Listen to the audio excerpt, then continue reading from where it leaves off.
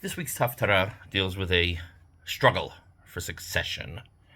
The king, David, was quite old on in his years, and he had named Shlomo as his successor. However, one of his other sons, Adoniyyahu, decided, I don't like that. I'm going to be the king. Of course, we need to ask what the motivation is. It could be that Shlomo was grossly inappropriate for the kingship, or unprepared. He could have been an inappropriate person for it. That's a thing, improper. Okay. It's also possible that he was, and David was completely unaware of this. His son had pulled the wool over his eyes. We see that happens with Yaakov and Esau. That's possible for a father to be fooled. Or it's possible that he was the best choice, and Adoniyya just decided, no, I want to be king. Why? His own ambition, his own desire. Unfortunately, in this case, it was the latter.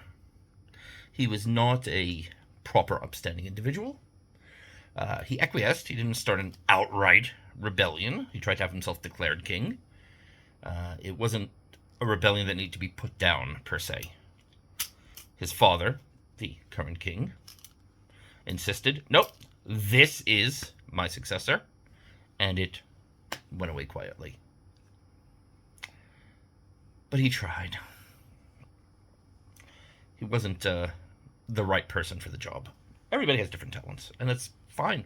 Not everybody can be king. It's okay. But the main issue is that the fact that he tried to take it for himself because he wanted the glory for himself itself shows why he shouldn't have been king. I have a friend who's a rabbi based in San Diego, Rabbi Yonatan Halevi. Tremendous individual, by the way. And I once gave him a bracha that God would grant him many more years, long life, and good health that he could use to continue serving God's people. May God grant you the strength to continue to serve his people. I wished him a lifetime of servitude. A lot of people would think that's a curse. He saw for what it was. It's the greatest bracha there is. To serve God, and to serve God by serving his people. That's what a real king is. It's not someone who says, look at me, I'm the king. I want the gold, I want the throne, A real king is the one who says, I am willing to take on this responsibility for them. But it's not about me, it's about them. That is truly caring about your fellow. That is what God hopes and expects from each of us.